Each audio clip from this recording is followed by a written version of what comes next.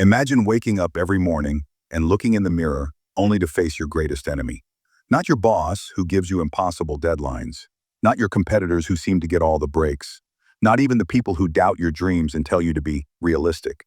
Your greatest enemy is staring right back at you.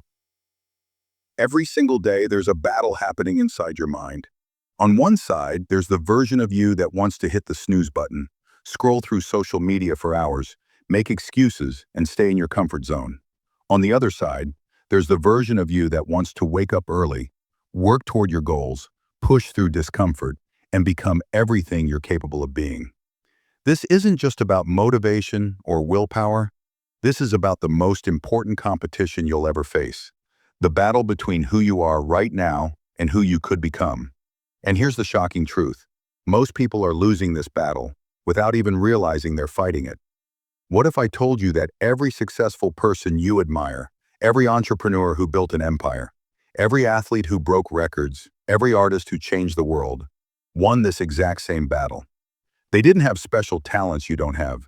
They didn't get lucky breaks you couldn't get. They simply learned how to defeat their biggest opponent, themselves. Today, we're diving deep into the ultimate guide to winning the most important competition of your life. You'll discover why your mind is wired to keep you average, the psychological tricks that turn ordinary people into extraordinary achievers, and the exact strategies to transform your biggest weaknesses into your greatest strengths. By the end of this video, you'll understand that the only person standing between you and the life you want is you. And more importantly, you'll know exactly how to get out of your own way. Chapter 1. The Enemy Within. Understanding your internal competition. The most successful people in history understood a fundamental truth that most people never grasp. Your external circumstances are just a reflection of your internal battles. Every limitation in your life, every goal you haven't achieved, every dream you've abandoned can be traced back to one source: the version of yourself that's holding you back. Think about the last time you set a goal. Maybe it was losing weight, starting a business, learning a new skill, or breaking a bad habit. You were motivated, excited, and absolutely certain you would follow through. But somewhere along the way, something happened. The initial excitement faded, the work got harder, and slowly, you found yourself making excuses, cutting corners, or giving up entirely. This isn't a character flaw, it's human nature. Your brain is literally wired for survival, not success. For thousands of years, humans who took risks and ventured outside their comfort zones were more likely to die. So your brain developed sophisticated systems to keep you safe, comfortable, and average. The first enemy you face is what psychologists call the comfort zone bias. Your brain interprets any change or challenge as a potential threat and floods your system with resistance. When you try to wake up earlier, your brain says, sleep is safer. When you attempt to start a business, your brain says, a steady job is more secure. When you push yourself to exercise, your brain says, rest is more comfortable. The second enemy is the comparison trap. Social media has made this worse than ever. You see other people's highlight reels and compare them to your behind-the-scenes struggles. You see someone else's success and convince yourself that they had advantages you don't have, or that you're somehow not cut out for that level of achievement. But here's what successful people understand. Everyone faces the same internal enemies. The entrepreneur who built a million-dollar company fought the same voice that told them to give up. The athlete who broke records battled the same inner resistance that wanted them to skip training. The artist who changed the world overcame the same self-doubt that whispers, "You're not good enough." The difference isn't that successful people don't have these internal battles. It's that they've learned to win them consistently. They've developed what we might call psychological fitness, the ability to override their brain's default programming and choose actions that align with their goals rather than their comfort. Consider the story of Sarah, a marketing professional who dreamed of starting her own agency. For 3 years, she made excuses. She didn't have enough experience. The market was too competitive. She needed more money saved up. The real battle wasn't with external obstacles. It was with the voice in her head that was terrified of failure and rejection. Obstacles. It was with the voice in her head that was terrified of failure and rejection. Once Sarah recognized that her biggest enemy was her own fear and self-doubt, everything changed. She stopped waiting for the perfect moment and started taking imperfect action. She began freelancing on weekends, built a small client base, and eventually launched her agency. Within 2 years, she was earning more than her corporate salary. The key insight is this: you're not competing against other people. You're competing against the version of yourself that accepts mediocrity. Every day, in small moments and big decisions, you're either feeding the part of you that grows or the part of you that stays the same. This internal competition never ends. Even successful people continue to face new versions of themselves that want to coast, make excuses, or play it safe. The difference is they've learned to recognize these battles and win them more often than they lose. Chapter 2. The Psychology of Self-Sabotage. Why you're your own worst enemy. Understanding why you sabotage yourself is the first step to stopping it. Most people think self-sabotage is about lack of willpower or motivation, but the truth is much deeper and more complex. Your brain is actually designed to sabotage success in subtle but powerful ways. The first mechanism is what psychologists call cognitive dissonance. When your actions don't align with your self-image, your brain experiences uncomfortable tension. If you see yourself as someone who struggles with discipline and you start succeeding with a new routine, your brain will actually create resistance to bring you back to your familiar identity. This explains why people often sabotage themselves just as they're about to achieve a breakthrough. The person who quits their diet right before reaching their goal weight, the entrepreneur who finds excuses to avoid the meeting that could change their business, the student who procrastinates on the project that could define their career. They're all unconsciously protecting their familiar identity.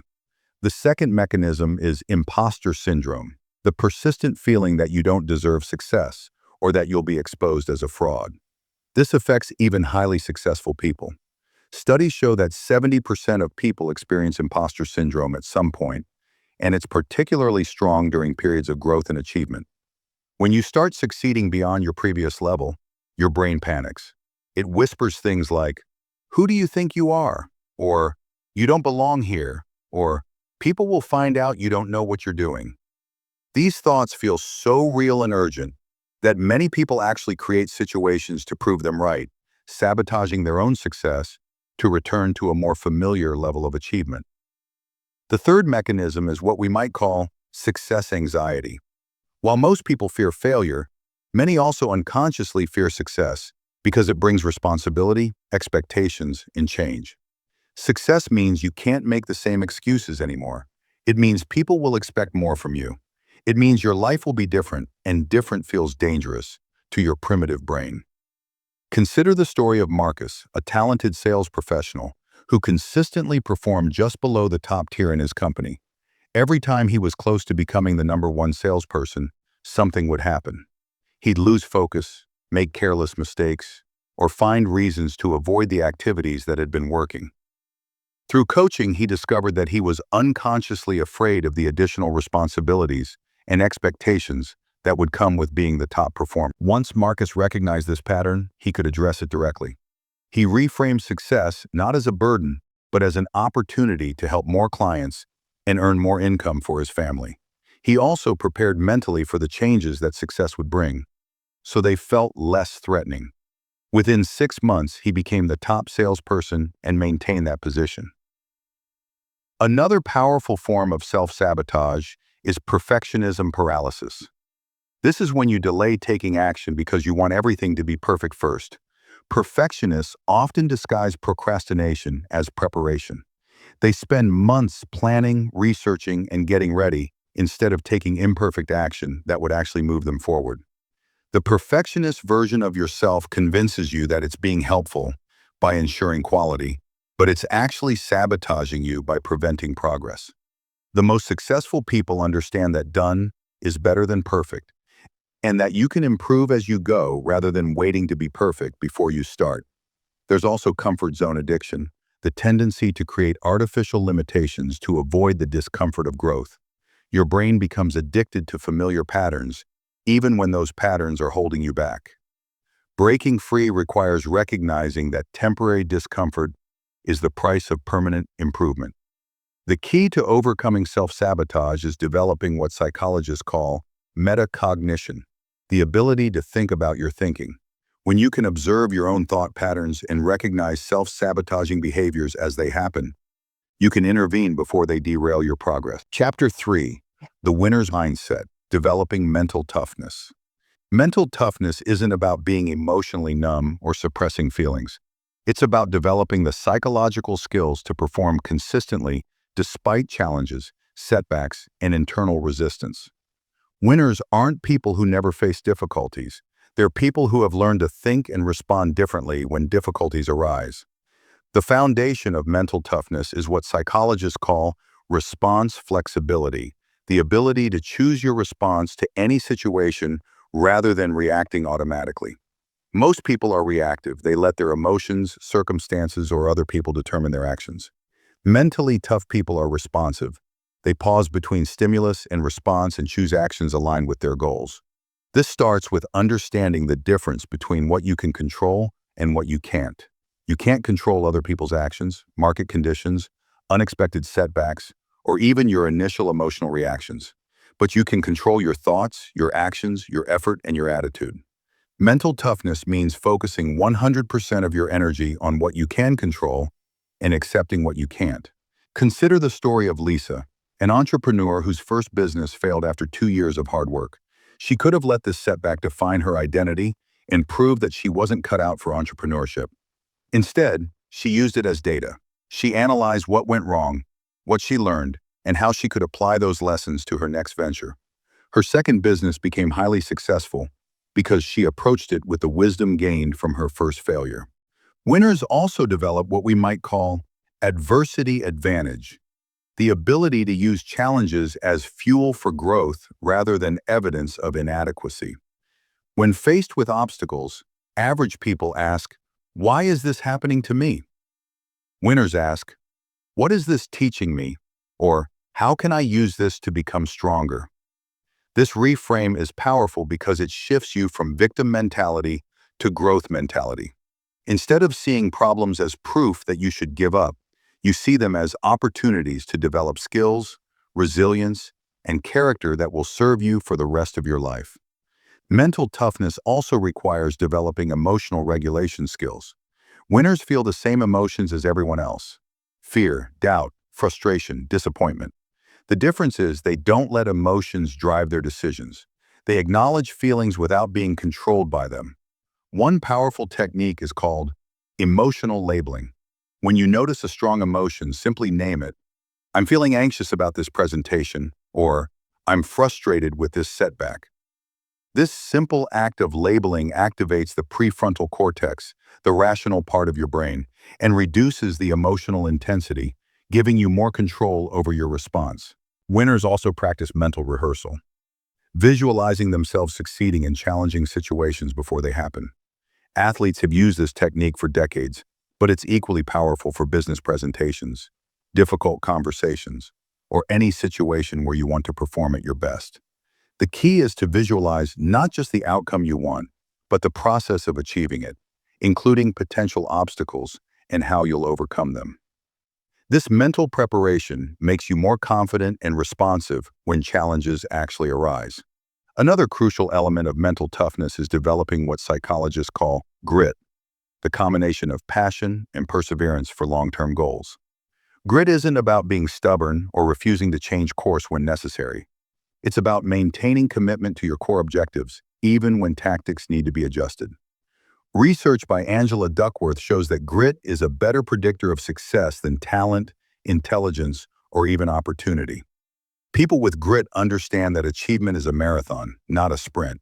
They're willing to do boring, difficult work consistently over time because they're focused on long-term results rather than short-term comfort. Winners also develop growth mindset, the belief that abilities can be developed through dedication and hard work. People with fixed mindset believe their talents are static. People with growth mindset believe they can improve through effort and learning. This fundamental belief affects how you respond to challenges, setbacks, and criticism. When someone with growth mindset fails, they think, "I haven't mastered this yet." When someone with fixed mindset fails, they think, "I'm not good at this."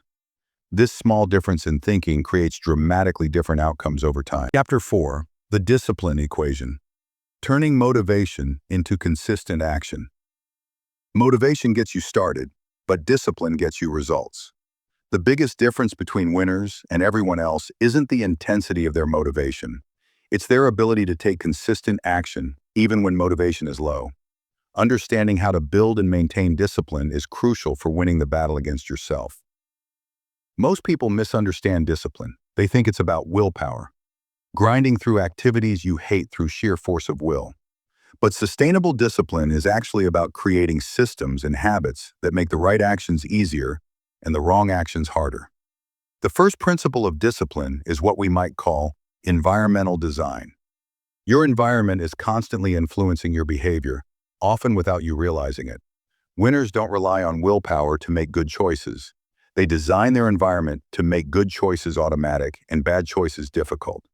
If you want to eat healthier, don't keep junk food in your house. If you want to exercise consistently, lay out your workout clothes the night before. If you want to read more, put books in visible places and remove distractions like your phone from your bedroom. Small changes in your environment can create dramatic changes in your behavior without requiring additional willpower. The second principle is habit stacking, linking new behaviors to existing habits. Your brain already has established neural pathways for things you do automatically. By connecting new behaviors to these existing patterns, you can build new habits more easily. For example, if you want to start meditating, don't try to remember to do it at random times. Instead, stack it onto something you already do consistently. After I brush my teeth in the morning, I will meditate for 5 minutes. This leverages the existing habit to build the new one. The third principle is minimum viable effort, making the barrier to entry so low that you can't make excuses. Most people fail because they set the bar too high initially. They decide to work out for an hour every day instead of starting with 10 minutes. They try to read for 2 hours instead of starting with 10 pages. Winners understand that consistency beats intensity. It's better to do something small every day than something big occasionally. Once the small behavior becomes automatic, you can gradually increase the intensity. But the foundation is built through consistent repetition, not heroic efforts. Consider the story of David, a busy executive who wanted to get in shape but kept failing with ambitious workout plans. Instead of trying to exercise for an hour every day, he committed to doing 10 push-ups every morning after brushing his teeth. This felt so easy that he never missed a day. After 2 weeks, he increased it to 20 push-ups. After a month, he added sit-ups. Within 6 months, he had built a comprehensive morning routine that included 30 minutes of exercise, and it felt as automatic as brushing his teeth. Another crucial aspect of discipline is understanding decision fatigue. Your brain has limited capacity for making decisions, and this capacity depletes throughout the day. The more decisions you have to make, the more likely you are to make poor choices later. Winners reduce decision fatigue by automating as many decisions as possible. Steve Jobs wore the same outfit every day to eliminate clothing decisions. Barack Obama had all his suits made in only 2 colors for the same reason. You don't have to go to these extremes, but you can apply the same principle to your important goals. If you want to eat healthier, plan your meals in advance rather than deciding what to eat when you're hungry. If you want to exercise consistently, schedule specific times rather than trying to fit it in when convenient. By making these decisions once rather than repeatedly, you preserve mental energy for more important choices. The fourth principle is implementation intentions. Specific if-then plans for handling obstacles and temptations. Instead of relying on motivation to overcome challenges, you pre-decide how you'll respond to specific situations. For example, if I feel like skipping my workout because I'm tired, then I will do just 10 minutes instead of the full routine. Or, if I'm tempted to check social media during work time, then I will write down one task I need to complete first. These pre-made decisions bypass the need for willpower in the moment. Winners also understand the power of keystone habits, behaviors that naturally trigger other positive behaviors. Exercise is often a keystone habit because people who exercise regularly tend to eat better, sleep better, and be more productive. Reading is another keystone habit because it often leads to better decision-making and continuous learning. By focusing on building 1 or 2 keystone habits, you can create positive cascading effects throughout your life without trying to change everything at once. Chapter 5, The Fear Factor, Transforming Fear from Enemy to Ally. Fear is perhaps the most powerful force that keeps people from achieving their potential. But here's what winners understand that most people don't. Fear isn't something to eliminate, it's something to transform and use as fuel for growth. The relationship you have with fear determines whether it becomes your greatest obstacle or your most powerful ally. Most people try to avoid fear entirely, which is impossible and counterproductive. Fear is a natural response to uncertainty and challenge. It's your brain's way of alerting you to potential risks. The problem isn't feeling fear. The problem is letting fear make your decisions for you. Winners develop what we might call fear fluency, the ability to understand different types of fear and respond appropriately to each one. There are essentially two types of fear: protective fear and growth fear. Protective fear keeps you safe from genuine dangers, like the fear that stops you from walking into traffic or touching a hot stove. This fear is useful and should be heeded. Growth fear, on the other hand, arises when you're about to do something that could improve your life but feels uncomfortable because it's new or challenging. The key is learning to distinguish between these two types of fear. Protective fear says, this could hurt you physically or cause genuine harm. Growth fear says, this is unfamiliar and uncomfortable. Most of the fears that hold people back from success are growth fears disguised as protective fears. Consider the story of Jennifer, a talented graphic designer who dreamed of starting her own agency, but was paralyzed by fear. She told herself she was being realistic about the risks, but when she examined her fears closely, she realized they weren't about genuine dangers. They were about unfamiliar challenges like finding clients, managing finances, and handling rejection. Once Jennifer recognized these as growth fears rather than protective fears, she could address them systematically. Instead of avoiding these challenges, she started taking small steps to build competence in each area. She took a business course, started freelancing part-time, and gradually built confidence through experience, rather than trying to eliminate fear through avoidance. Winners also understand that fear often signals opportunity. If something scares you but isn't genuinely dangerous, it's probably worth doing. The things we fear most are often the actions that would create the biggest positive changes in our lives. This is why successful entrepreneurs, athletes, and artists often describe being terrified before their biggest breakthroughs. The fear didn't disappear. They learned to act despite it, and often because of it, fear became a compass pointing toward growth opportunities. One powerful technique for transforming fear is called fear setting, a systematic process for analyzing fears and developing action plans. Instead of letting fears remain vague and overwhelming, you make them specific and manageable. First, identify exactly what you're afraid of. Instead of, I'm scared of starting a business, get specific. I'm afraid I won't find enough clients. I'm afraid I'll run out of money. I'm afraid people will think I'm not qualified. Second, for each specific fear, ask, what's the worst-case scenario if this happens? Often you'll realize the worst case isn't as catastrophic as your mind made it seem. And if it is serious, you can develop contingency plans. Third, ask, what's the cost of inaction? What will happen if you let fear keep you from taking action? Often the cost of staying the same is higher than the risk of changing. Fourth, ask, what would I do if I had this fear but only 20% as intensely? This helps you identify actions you could take that feel manageable while still moving you forward. Winners also practice graduated exposure, gradually exposing themselves to feared situations in manageable doses. If you're afraid of public speaking, you don't start with a TED Talk. You start by speaking up more in meetings, then maybe presenting to a small group, then gradually working up to larger audiences. Each successful experience builds confidence and reduces the intensity of the fear for next time. You're literally rewiring your brain to associate these situations with success rather than danger. Another powerful approach is reframing fear as excitement. Both fear and excitement are high arousal emotions with similar physical sensations: increased heart rate, butterflies in stomach, heightened alertness. The difference is in how you interpret these sensations.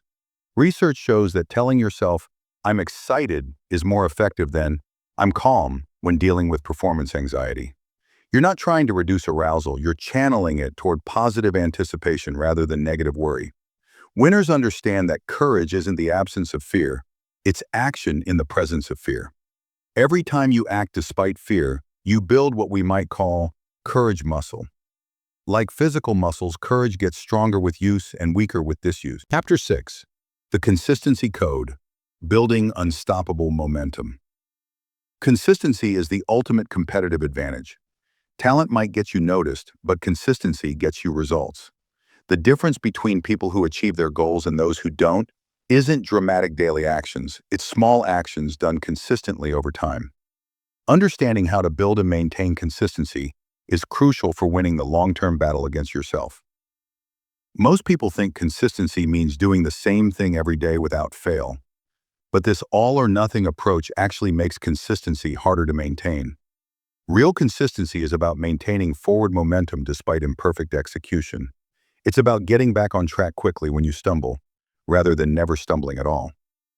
The first principle of consistency is what we might call flexible commitment.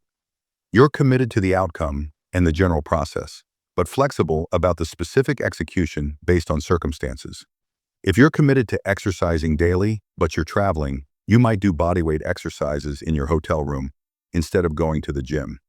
If you're committed to reading, but you're exhausted, you might listen to an audiobook instead of reading text. This flexibility prevents the all-or-nothing trap that derails many people. When they can't do their ideal routine, they do nothing instead of doing something imperfect. But imperfect action maintains momentum, while perfect inaction kills it. The second principle is minimum effective dose, identifying the smallest amount of effort that still counts as maintaining your commitment. This isn't about lowering standards permanently. It's about having a fallback plan for difficult days that keeps you in the game. For example, if your goal is to write a book, your ideal might be writing 1,000 words per day, but your minimum effective dose might be writing 100 words, or even just opening the document and writing one sentence. This ensures that even on your worst days, you're still maintaining the habit and the identity of being a writer. Consider the story of Maria, a working mother who wanted to learn Spanish but kept failing because she tried to study for an hour every day. When she reduced her minimum commitment to just 5 minutes of language app practice, something interesting happened. Most days she did more than 5 minutes because starting was the hardest part.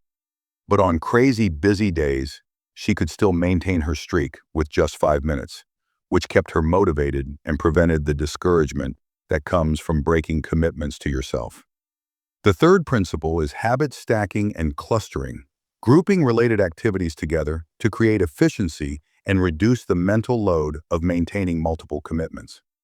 Instead of trying to build 5 separate habits, you might create a morning routine that includes exercise, meditation, journaling, and planning your day.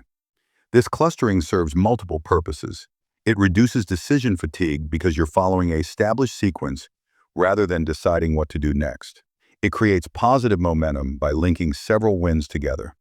And it makes the routine feel more substantial and worthwhile, which increases motivation to maintain it. Winners also understand the power of environmental cues, using your physical environment to trigger consistent behaviors. Your environment is constantly influencing your actions, so you might as well design it to support your goals. If you want to exercise consistently, lay out your workout clothes the night before. If you want to eat healthier, prep healthy snacks and make them the most visible and accessible food in your kitchen. If you want to read more, put books in places where you typically waste time scrolling on your phone.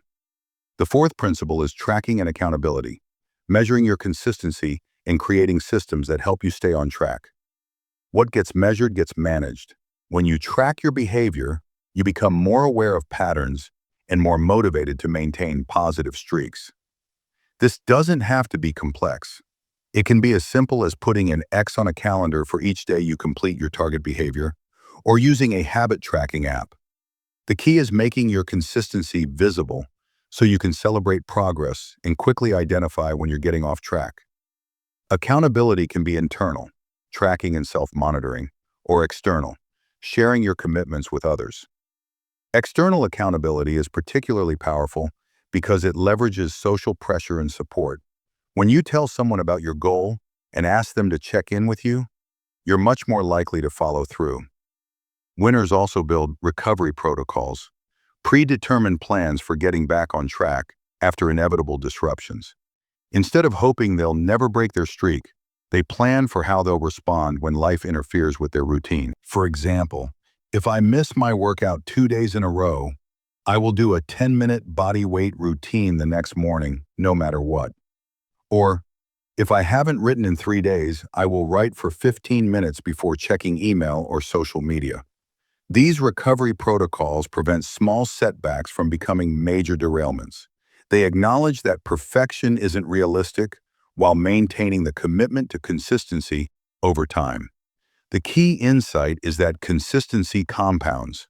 Small actions repeated consistently create enormous results over time, while sporadic, intense efforts create minimal, lasting change. The person who exercises 20 minutes daily for a year will be in much better shape than someone who exercises intensely for 2 hours once a week. Chapter 7, The Transformation Protocol, Becoming the Person You're Meant to Be. True transformation isn't about changing what you do. It's about changing who you are. The most powerful shifts happen at the identity level, when you stop trying to act like the person you want to become and start actually being that person.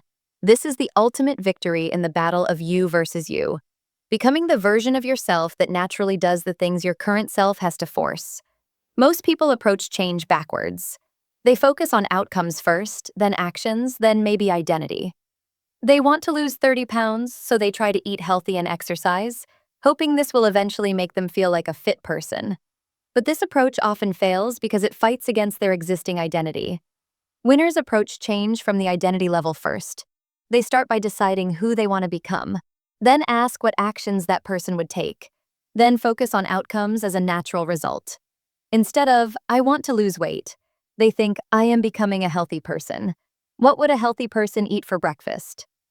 This identity-first approach is powerful because it aligns your actions with your self-concept, rather than fighting against it. When healthy eating becomes an expression of who you are, rather than something you're forcing yourself to do, it becomes sustainable and even enjoyable.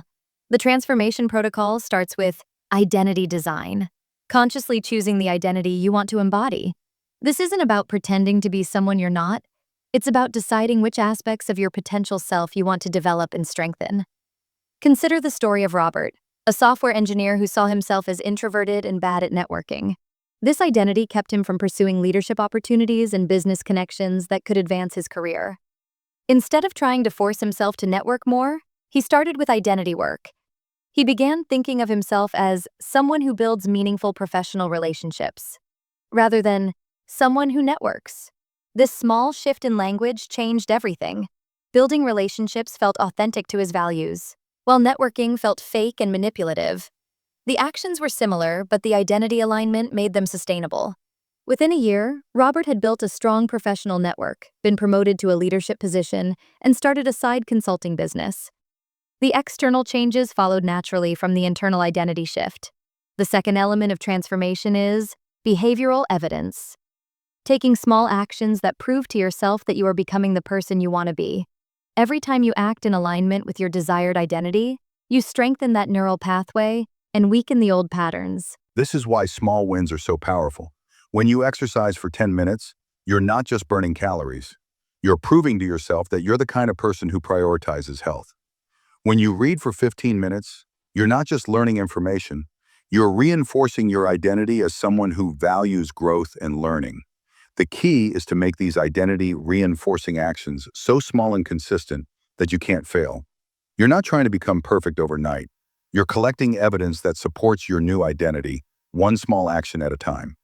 Winners also practice mental rehearsal and visualization, regularly imagining themselves embodying their desired identity in various situations. This isn't wishful thinking, it's mental programming. Your brain doesn't distinguish clearly between vividly imagined experiences and real ones, so visualization actually helps rewire your neural patterns. Spend time visualizing yourself confidently handling challenges, making decisions aligned with your values, and naturally doing the behaviors that support your goals. See yourself as calm and focused during stressful situations, or as someone who naturally chooses healthy foods because that's who you are.